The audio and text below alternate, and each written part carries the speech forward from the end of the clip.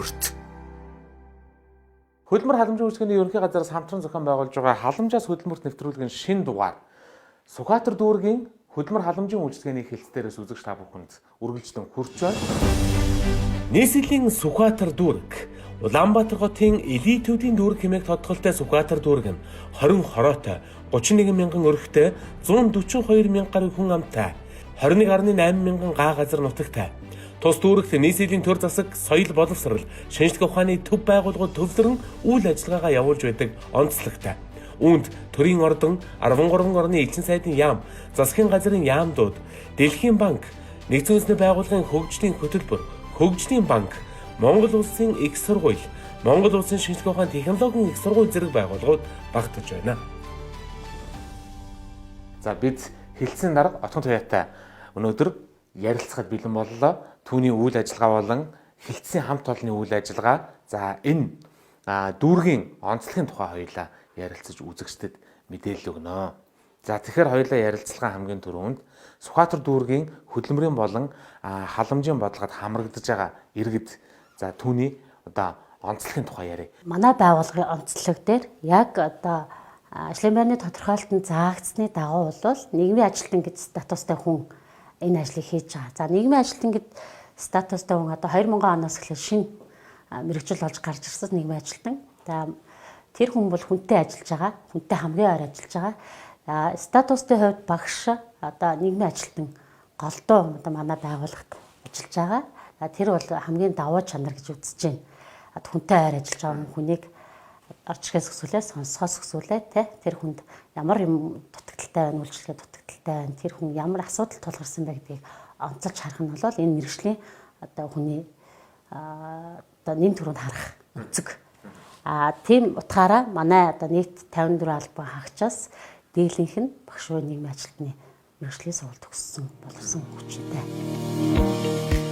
Сүхбаатар дүүргийн хөдөлмөр халамжийн үйлчилгээний хэлтсэн 54 хүний бүрэлдэхүүнтэйгээр 142 мянган иргэнд төрийн үйлчилгээг үзүүлж байна.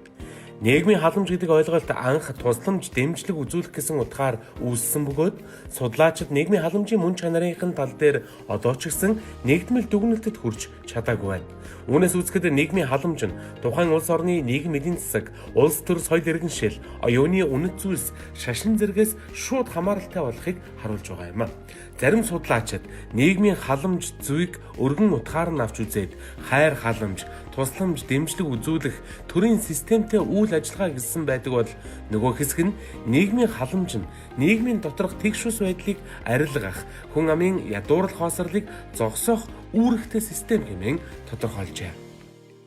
Яг зөвл тэнцээ зорилт бүлгийн асуудал тулгамдчихсан, тулгарчихсан, ямар нэгэн зүйлээ алдчихсан, эрүүл мэндэ, хөдөлмөрийн чадвараа тэжээгчээ, асарган хамгаалагчаа гэд амьдралын маш хүнд хэцүү нөхцөл байдалд орчихсон хүмүүсэл та бүгдээс тусламж ирж хуулийн одоо өөр толгогдсон боломж эрхийг асууж хэрэгжүүлэх гэж яваа шүү дээ.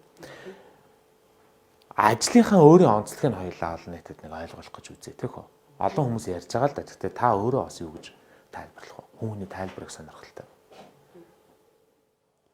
За ер нь бол энэ байгууллага өөрөө зорилттой бүлгийн иргэдэд л одоо үйлчлэгийг үзүүлж байгаа. Зорилттой бүлгийн иргэн гэхээр хүн болгон янз янзаар ойлгодог. Уул нь бол яг хуулийн хүрээнд нэршлээрээ хийн хамрагдах вэ гэдэг нь ойлгомжтой. Хүүхэд ахмад насны хөгжлийн бэрхшээлтэй иргэн одоо энэ үйлчлэгээд одоо хамрагдах байгаа иргэдийг л зорилттой гэж хэлж байгаа. Тэгэхээр одоо тэрэнд өгөхгүй энэ өгнө гэсэн тийм үзмжээр шийдэх асуудал байхгүй тийм. Энэ хүн одоо яг угаасаа хуулийн хүрээнд хүнд мөнгө өгж байгаа одоо бэлэн мөнгө өгж байгаа юм шиг харагдаж байгаа боловч тэрний ард одоо асуудал зөндөө тэр хувь хүнд асуудал зөндөө байгаа. За тэрийг бас бид нэр илүү тодорхойлж харж байгаа. Тэр утгаараа тэр хүн үйлчлэгийг нэм төрөнд авах юм байна гэж хүргэж байгаа. За ер нь бол миний нэг санаа зовж байгаа юм бол одоо юу гэдэг нь сумын түвшинд ажиллаж байгаа нэг одоо албан хаагч дүүргийн түвшинд одоо 20 хариуцж байгаа нэг албан хаагч хоёрын одоо үйлчлэгээ үзүүлж байгаа иргэдийн тооны юу асар ялгаатай байдаг. Тэр утгаараа энэ одоо сум бол нэг 2000 гаруй хүнтэй багт үйлчлэгээ үзүүлж байгаа бол манайх 13 мянган 16 мянган хүн амтай багт үйлчлэгээ үзүүлж байгаа. Энэ хувьд одоо тэр ажилтны бас эргэнтэй харьцах асуудалд бас харьцангуй зарим үед асуудал тулгардаг. За яг хүний ачааллыг бууруулах, иргэдэд төрийн үйлчлэгийг хүртээмжтэй, эл тод нээлттэй хурдан шуурхай болгох энэ зорилгын хүрээнд цахимжуулах асуудлыг бас авч хэрэгжүүлээ засгийн газар үр дүнд хүрчин. Халамжийн чиглэлд бол тодорхой агцуд гарсан байх. Та энэ дээр ямар одоо сэтгэлтэй? Энэ бол тодорхой биш, бүр нэлээд том одоо өөрчлөлтийг авчирч байгаа. Иргэн өөрөө ирж үйлчлэгээ үзүүлж бичих цаас бүрдүүлнэ гэдэг чинь бол иргэнд ч ажилтнч тэр ачааллтай. Энийг цахимжуулсан одоо шийдэл бол маш зөв шийдвэр. Тэгээ энд бол манай ажлын ачааллч гэсэн харьцангуй багасж байгаа. Сүхбаатар дүүргийн хөдөлмөр халамжийн үйлчлэгээний хилцээний ажлын үр дүн бол тэдний халамжийн үйлчлэгээ зорилттой иргэндээ цаг алдалгүй үнэн зөв хүрснээр мөн тэдэнтэй хамтран ажилласан өрхийн үйлдвэрлэлүүд хөл дээрээ зогссноор тэдний дэмжсэн аж ахуйн нэгжүүд бусдад ажлын байр бий болгосноор ажилд зуучлуулсан иргэд нь тогтвортой ажиллаж амжиргаагаа дээшлүүлснээр илэрнэ. Халамжаас хөдөлмөрт нэвтрүүлэг энэ удаад Сүхбаатар дүүргийн хөдөлмөр халамжийн үйлчлэгээний хэлтстэй хамтран ажиллаж, залуусын гарааны бизнесийг дэмжих төсөлд хамрагдаж, санхүүгийн дэмжлэг авч чадсан Сорхонгой брендийн тухай танд танилцуулж байна.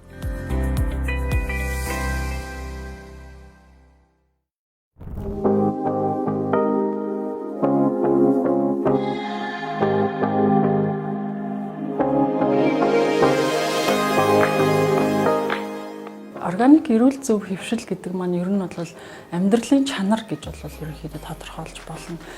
Амьдрал чанартай идэж уух зүйлээс гадна арьсан төрөж байгаа зүйл, эдэлж байгаа хувцас хунар бидний үнэрлж байгаа энэ үнэр хүртэл чанартай байх ёстой. Энэгээрээ бидний амьдралын чанар тодорхойлогдчихэдэг. Тийм учраас хамгийн чанартай зүйлийг хайртай хүмүүстэй зориулахаас миний яг энэ бизнес маань эхэлсэн. Одоо сүүлийн үед манайхан бол хит материаллык хэрэгцээнд айгүйх анхаарлаа хандуулж байна те. Гоё утастай байх, гоё байртай, машинтай байх гэдэг. Энэ бол яг үнэндээ амьдралын чанар бол биш юм аа. Бид нар эрүүл мэндэд маш үнэтэй хөрөнгө оруулалтыг хийх ёстой. Энэ амьдралдаа бид нар маш гоё мэдрэмжийг энэ үнрээс энэ бидний үйлдвэрлэж байгаа энэ алжаал тайлах бүтээгдэхүүнээс идж байгаа хоол хүнстэйгээ адилхан бид нар авч үзэх, арьсанд хэрглэж байгаа бүтээгдэхүүнээ тэрнтэй адилтгаж ингээд авч үзэх маш их хэрэгтэй болцсон байгаа байхгүй. Одоо жишээлбэл манай үйлдвэрлэж байгаа ванны бөмбөлгүүд байна. Яг эмчилгээний төвшний эфирийн тос агуулсан дархлаа дэмждэг. Дээрээс нь химийн ямар ч нэмэлт бүтээгдэхүүн оруулдаггүй, зөвхөн 100% гар аргаар үйлдвэрлэдэг ванны бөмбөлөг бол маш гоё дархлаа сэргээж, арьс зөөлрүүлж амраах, тайвшруулах үйлчлэг үзүүлдэг юм байна. Дээрээс нь органик лаанууд байна. Шар буурцгийн лав болон зөвгийн лаваар үйлдвэрлэдэг лаанууд маш гоё энерги өгч, агаар цэвэршүүлж, тайвшруулах мэдрэмжийг төрүүлдэг. Энэ мэдрэмжүүдийг бид нэр хүмүүст өгөхийн тулд гар аргаар сэтгэлээр шингээ үйлдвэрлэж байгаа бүтээгдэхүүнүүд байгаа. За органик байгалийн орц гэдэг байгаа маань жишээлбэл манай ванны бөмбөлөг бол жамц давстай. Энэ бол шүдэн уулын яг Монгол улсынхаа түүхийн эдийг ашиглаж үйлдвэрлэдэг. Дээрээс нь нэг эмчилгээний төвшний эфирийн тосыг нэмж өгснээр бол манай энэ бүтээгдэхүүн эмчилгээний төвшний тос гэхээр нөгөө зөвхөн үнэрлэх биш, зэрэглэлийн дотор хэрэглэж болдог ийм тосыг бид нар бүтээгдэхүүнээ хийдэг. За лаа маань бол ургамлын гаралтай зөвгийн лав болон шар буурцгийн лав 100% өөр нэмэлт байхгүй үйлдвэрлэдгээр онцлог байгаа. За манай Сорхонгой брэнд маань алжаал тайлах бүтээгдэхүүнээс гадна жижиг модон эдлэл болон даавн торгуудыг үйлдвэрлэдэг байгаа. За энэ бүтээгдэхүүнүүдийг яагаад хийх болсон бэ гэхээр гялгар утны хэрэглээг ерөнхийдөө халий гэдэг бодлоор анх үйлдвэрлэсэн. Жимс ногоогоо худалдаж авахдаа супермаркетад гялгар ут ашиглахгүй бай. Гялгар утны хэрэглээ бол өнөөдөр хэрэгс хэтэрсэн. Дэлхий бол нэрээ хогоо үнэхээр даахгүй хэмжээнд хүрчихсэн. Энэ нь буцаад хүмүүсийнхаа эрүүл мэндэд санал хэлээд ирсэн байгаа. Энэ үед бол бид нэр хөрөнгө оруулалт одоо яг энэ хог хаягдлыг бууруулах асуудал дээр хөрөнгө оруулалт болж бид нар энийг үйлдвэрлэж байгаа гэж бодож байгаа. За дээрэс нь энэ даавн тор утыг бид нар гэртээ суудаг ээжүүдийг бас дэмжих үүднээс ажлын байр бий болгох үүднээс ээжүүдээр бас оюулдаг байгаа. За ариун цэврийн өрөөний жижиг мото эдлэл одоо савнгийн тавиур, нойлон цаасны тогтоогч, бааны тавиур зэрэг мото эдлэлүүдийг бас мужаан хүмүүсээр бас хийлэгдэг, бас ажлын байрыг дэмжиж ажилладаг байгаа. Хүүхдээ эрүүл сарууд өсгөх нь гэдэг нь ээжүүдийн хувьд хамгийн чухал зорилго. Энэ зорилгодоо тэд олон ч зүйлийг зохиосолдог. Гэсэн ч хийж бүтээх бүтээл, хүсэл ээжүүдэд дүүрэн бий. Хүсэл тэмүүлэл дүүрэн ээжүүдийн төлөөлөл, отхон зул багаараа бизнесээ хөгжүүлсээр байна. За миний хувьд бол анх бизнес маань бол зөвхөн хобби байсан. Өөрөө гэртээ альжуул тайлах бүтээгдэхүүнийг хийж хэрэглэдэг байхаас эхэлсэн бизнес байгаа. Тэгээд анх хобби байсан зүйлээ бол одоо ингээд бизнес болгоод явж байгаадаа маш их баярлж өөрөөрөө бахархдаг. За энэ хугацаанд бол мэдээж нэлээдгүй маш олон ур чадварыг ер нь гарааны бизнесийг эхлүүлнэ гэдэг бол хувь хүнээс маш олон талын ур чадварыг шаарддаг юм байлээ. Энэ олон ур чадруудыг зэрэг амжуулна гэж нэг хүн амжуулна гэж бол мэдээж байхгүй. Тэгэхээр хамтрагч бол заавал хэрэгтэй. Миний хувьд бол хоёр хамтрагчтайгаа ажиллаа ингээд хуваарлаа зохион байгуулалтанд ороод явдаг байгаа. За санхүүжилтийнхаа хөрөнгө оруулалтыг авсан байгаа. Хөрөнгө оруулалт мэдээж хамгийн гол зарцуулалт бол манай түүхийн эд материалаа зарцуулахаар төлөвлөсөн байсан. Одоогийн байдлаар түүхийн эд материалаа бол татаа авалт хийгээд яг одоо энэ хийлгээл хаагдсан үед бол түүхийн эд материалын дутагдaltaгүйгээр ингээд үйл ажиллагаа маань тасралтгүй явагдаж байна. Ер нь бол боломж бүгдэд байдаг юм байлээ. Энэ боломжийг битгий алдаарай. Ер нь бол урд нь би бас нэг жоохон сөрөг бодолтой байдаг байсан. Ямар нэгэн тэмцээн уралдаан санхүүжилтийг бол танил талаараа л авдаг гэдэг бодол бол одоо үгүй болсон. Хүн хүсэх юм бол чадах юм бол зүтгэх юм бол хичээвэл чадах юм байна гэдэг итгэл надад төрсөн. Тэгээд цаашдаа энэ урам зоригоор ажиллах болно.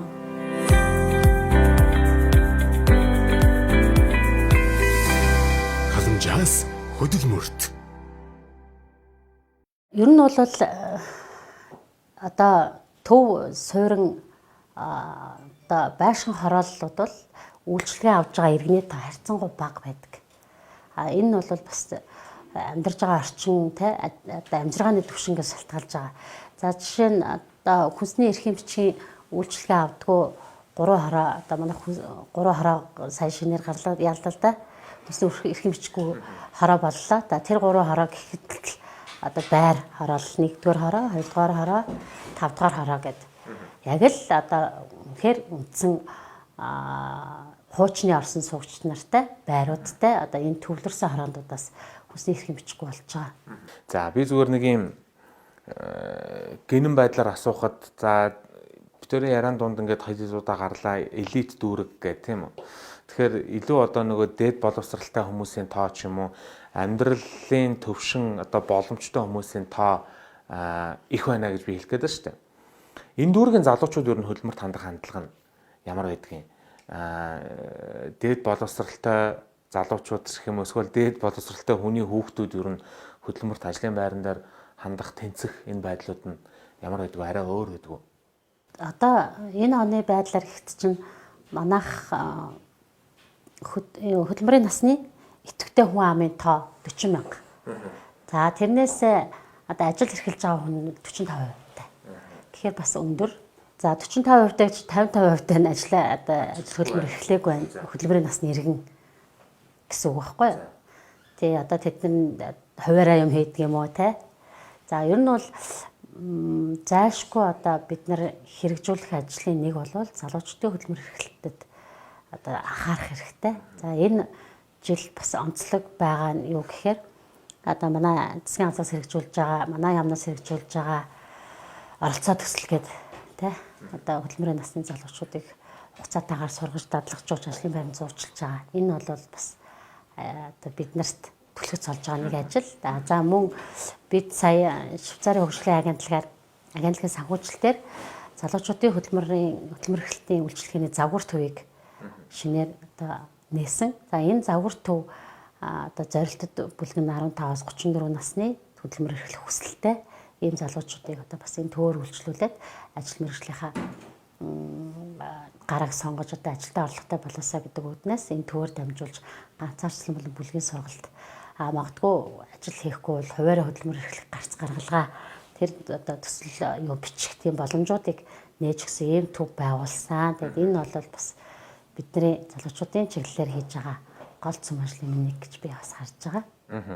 За сайн төслүүд бол хэрэгжиж байгаа, сайн үр дүнгууд гарч байгаа.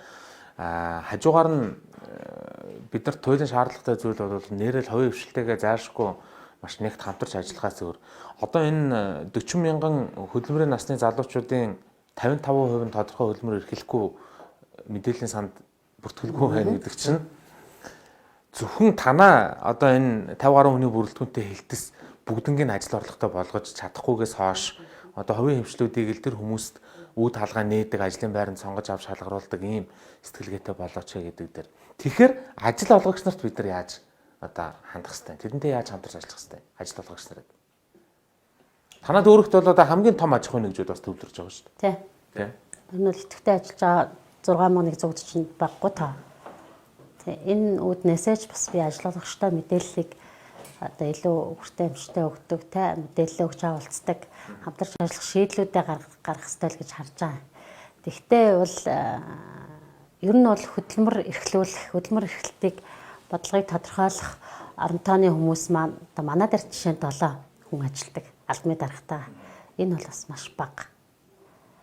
За нэг нь бол одоо шинэ ажлын байраа бүртгэж явж байна, нэг нь зуучлаа хийгээ явж байна, тэ. Хоёр нь төсөл хөтөлбөрөөр хариуцаад явж байна. Тэгээд сангийн ахлах мэргэжилт ингээд албаныхаа даргатай. Нэг нь хөдөлмөрийн аюулгүй байдлаа хариуцаа явж байна, тэ. Энд бол бас нэг талаасаа энэ мэргэжилтнүүдэнд агтсан одоо ажлын байр байна л гэж харагдаж байгаа. Энэ хүмүүс илүү олон байх юм бол арай илүү хүртээмжтэй их олон асуудлуудыг шийдлүүдийг олсон аж ахуйн нэгжтэйгээ ойрхон харилцах юм боломж бас бүртгэх юм болов уу гэж харж байгаа.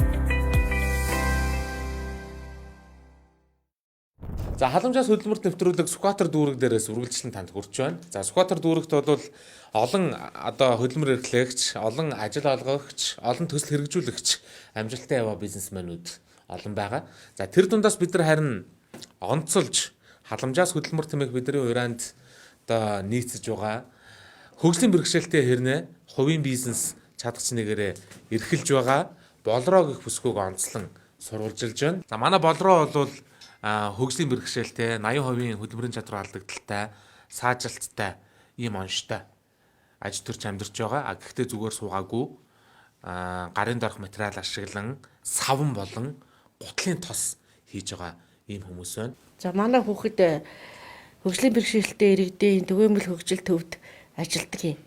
Тэнд бүртгэлтэй байдаг. Тэгээд тэнд ажиллаж байхдаа нэг Япон хөгшин эмэгтэй тэр хөгшин савн хийх аргыг энэ хүүхд зааж өгсөн байна лээ. Чойдгийн Бадамдорж гэж хүн бит хоёрт бол энэ гутлын тос их санааг хилж өгөөд тэр хүнд бол бас баярлж яваад тодорхой хэмжээнд бидэнд бол тусалж байгаа.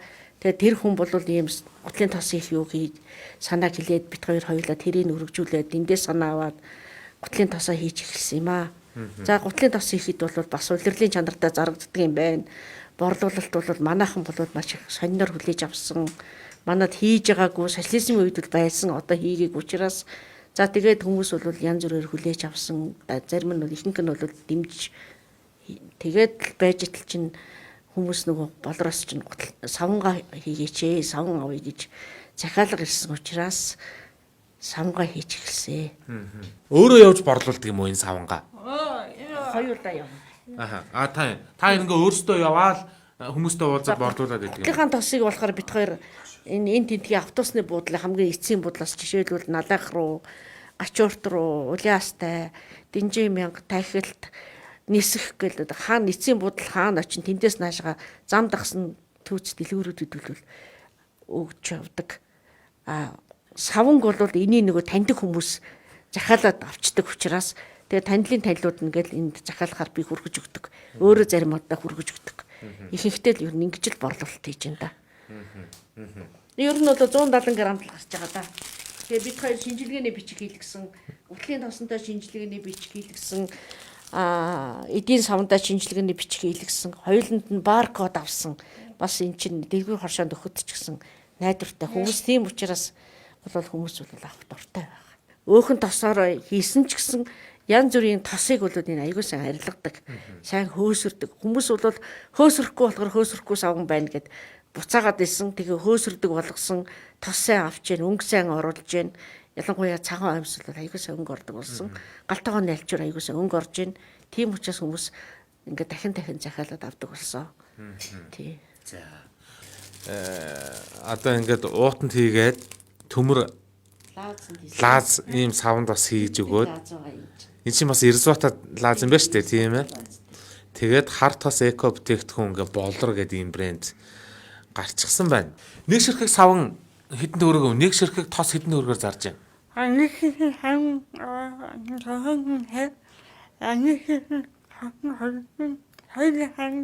Ааха.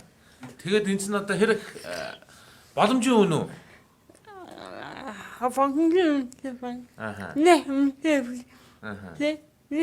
Хямдхан биш. Ааха. Борлуулалт тэгээ ер нь хэр вэ?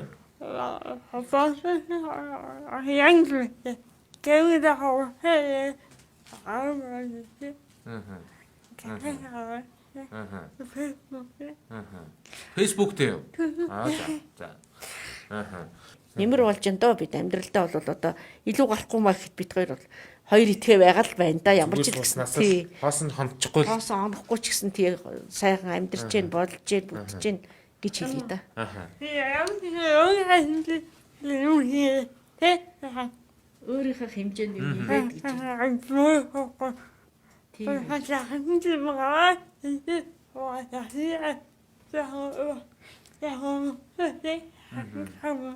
Халамжийнхаа мөнгийг өсгөө.